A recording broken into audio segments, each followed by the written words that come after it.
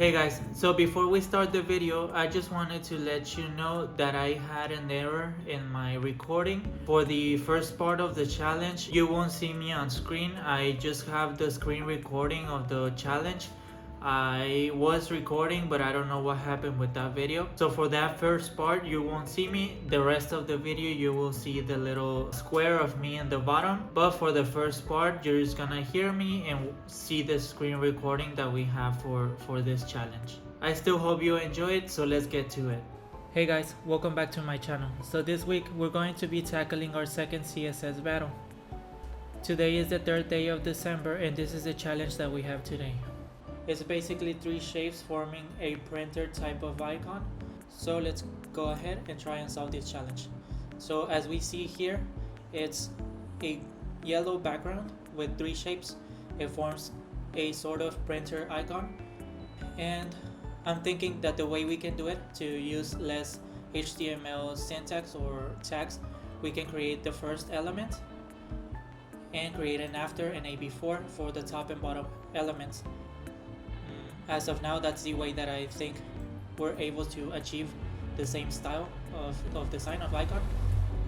But let's get to it to see if it's the right approach. If not, we'll have to change into three divs or one div into spans. We'll see if I'm able to do it with a single div and the two pseudo elements.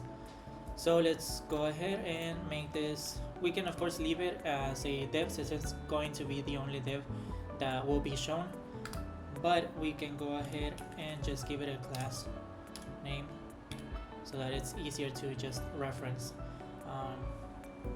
Let's call it printer. Let's call it printer body, since this is like the paper and this is the tray where we usually put the paper, and this is the actual printer body. I'll just call it as such. And we need to target the body in our styles. This is something that I found in the past CSS battle. We just had to target margin 0 to the body so that it goes to the edge of the container of the body. And instead of targeting the div, we'll target the printer body. We can go ahead and copy the background color and give it to body. Just paste it. Save. Okay, so we have our background color set in our body, and now our printer body will have to center it. So we can, for this, we can just go ahead and do display flex. This is the faster way of doing it, and making sure that it's always in the center. And align items center as well. So you can see it's already on the center. And now we can go ahead and set our printer body background as the kind of off-white color that the challenge has provided us, and we'll set a border radius of, let's do 20 pixels for now.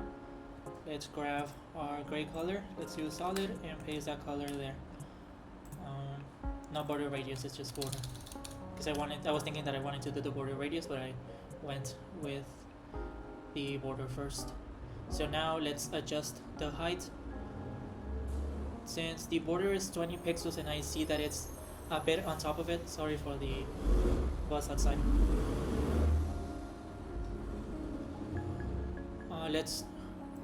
Let's go ahead and do 60 of the height, like 60, to reduce those top and bottom borders. I'm not sure, and the difference layout, it's a bit confusing sometimes, but I think we go higher. Yeah, if we do 70, I think that's pretty much there. We'll have to see in a bit later. So we can go ahead and do 140. It's a bit more.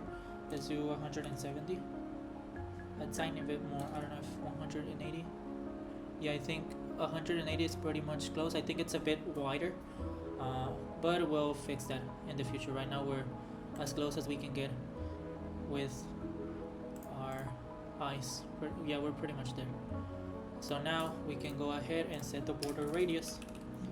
but we're going to destructure the actual radius. So we're going to go from the top left, top right, and then leave the bottom and the left bottom as 0. I think that's the order. It's top left, top right, right bottom, and right left. So if we go and do, for now let's do 20 pixels, and then do 20 pixels, and then 0, and then 0. Yeah, there we go. So it's a bit more. Let's do 50. No, that's too much. Let's do 40. I think 40 is pretty close. Let's do a bit less. 30. Yeah, 30 is the actual border radius that we have to.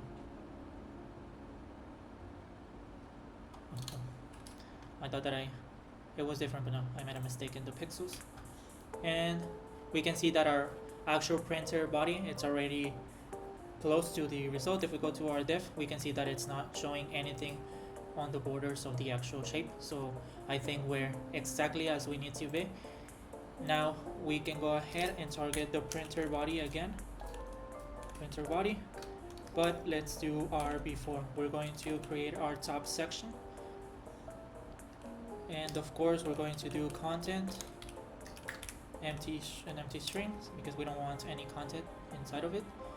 We're going to do a height of around, if the border is 20 pixels, let's say around 60 pixels for the height. The width, the top, the body, the actual body of the printer is 180. So let's do 100 pixels for now. Forgot the semicolon. Let's do background, and let's paste the. Oh, let's type in the color. As I mentioned, I don't know if I mentioned it in the previous CSS battle, but sometimes when a pseudo element doesn't display correctly as I wanted to, I just go ahead and do display block, and sometimes that fixes it. I think that right now, because it's on top of it, it doesn't show. But let's go ahead and copy our border. Let's see if I delete the display block. Yeah, see, it's not grabbing the actual width and height, so I just go ahead and do a display block so that it takes those values into account, even though it doesn't have any content inside of it. So now the height is way too tall. Let's go ahead and do 20 pixels, and we're going to do, so we have the actual styles for the box, and we're going to do position absolute. For the printer body, we're going to set it as position relative, just in case it wants to go to the body or something else. This before, with the position absolute, we set the position relative in the printer body so that it sticks in the same area. So we'll do top, and let's do minus 100%. I think that we want to, since we don't want the bottom border, we're going to set our printer body to C index or Z index 10. We're going to set our before pseudo element to the bottom. Just do a Z index 9. It doesn't make any difference since the border is exactly the same, but just in case something wants to behave not in the right way, we leave it under the actual printer body. In the case of our actual paper at the bottom, we want to leave it on top of it, so we'll do Z index 11 because we want to be able to see the border of the bottom box, which will be our after pseudo element. So let's do, we can do 100% and run a calculation with calc. Let's do minus 100% minus 20 pixels. Well, it's the other way, plus 20 pixels.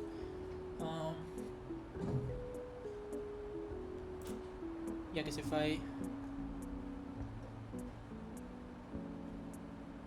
our border is 20 pixels, maybe we want to do less. Yeah, 10 pixels. So we do half of the actual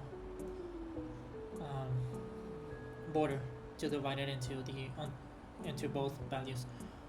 So now we can go ahead and do left, let's do 50%, and let's do a transform, translate. Something I'm learning this past week with one of my startup projects is that I found out that the top and left values are a bit more resource intensive, and the transform and translate properties are much easier to animate specifically. I don't think for a fixed item it doesn't make much of a difference since we're not animating it, but take that into account that the top and left positions for the absolute properties are much heavier on your computer's resources to animate than the transform properties that we get, which is translate, rotate, and all those properties that we get with the CSS transform. I just wanted to share that because I learned it with I think it was my new portfolio redesign. I'm animating an image, a portrait card, and I have to do a lot of animation when I scroll, and I was using GSAP, but it was a bit too much for the actual animation, so I started doing it by hand with pure vanilla JavaScript. And in some of the research that I was doing, I found a resource that explained why using the top and left properties was a bit more intensive. I don't remember the exact details. Maybe I'll share a resource down in the description for you to learn. But just keep that in mind if you're going to animate a position of something. If you can do it with only the translate, go ahead and do it so that it's not that intensive on your computer's resources when animating. Okay, so now getting back to our challenge, we do transform, translate X, and there we go, we're in the center. Our width, it's a bit much for now, so let's do 80 pixels. I forget that I already have. Okay, so we go ahead, yep, so it's 80 pixels for the width and 20 for the height.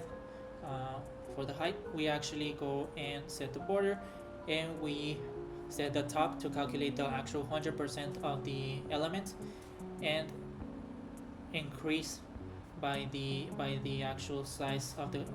Technically, we rest from the 100%. We rest the 10 pixels, but since we're using negative 100% for the top to push it above the actual printer body, we add the 10 pixels so that it goes a bit down from the actual positioning of the 100%.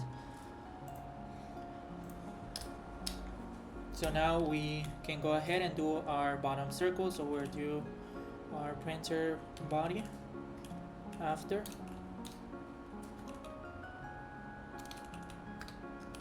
So I'm going to copy these properties from the top one, but I'm going to make it a bit higher. I'm going to set it to the width is the same, but the height I'm going to set it to 40 pixels, because as we can see, the actual bottom rectangle seems to be double the size of the top one. So I'm going to go ahead and do 40 pixels, and we'll see if that's the actual value. So we're going to copy our top, and we're going to copy our transforms and our position absolute, because I think the only thing we need to do is change our top to be 100% minus the 10 pixels. Let's do minus 20 because this one it's a bit higher, and that's pretty much it. Since we already have it centered with our left and our transform, our top is the same as the top one. We just push it 10 pixels higher than the top one. The top one is right on the edge of the border, and this one we want the border to be on top of the actual printer body border. I don't know if I explained myself, but if you have any questions, please make sure to leave them down in the comments. I'll be happy to share anything that you may have questions on, even if I don't know the answer right away, because sometimes I just do things because of practice. But if you need the technical explanations of something, just let me know down in the comments, and I'll make sure to do a more technical research and help you in the comments down below. If there is any way faster that you think we can solve this, also make sure to leave it down in the comments. Any improvements that you can share are always accepted, because that's the purpose of these videos, is to learn together. And I'll make sure to leave down in the comments, as I mentioned, the resource for why the top and left position, the actual position absolute properties, are more intensive to animate than the transforms.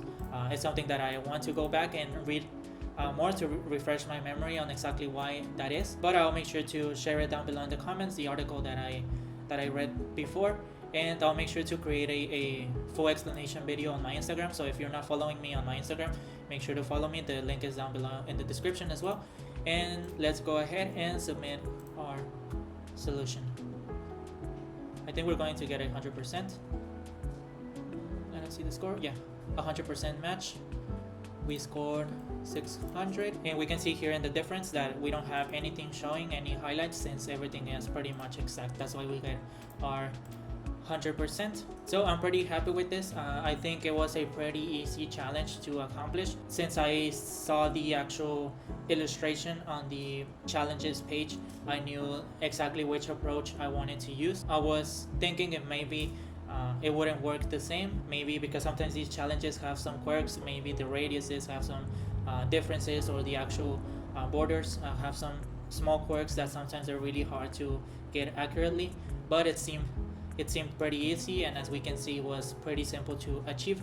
As I mentioned, if you have any questions or any suggestions of any other challenges that we can create aside from the CSS battle, if you want me to do some front-end mentors challenges, recreate some of the designs that they have there, to share the process of how I work as a front-end developer, and especially as a UI designer. So if you're interested in me doing those type of challenges with front-end mentor or any other resources that you may know, let me know down in the comments, and I hope to see you next Wednesday when we tackle our third CSS battle.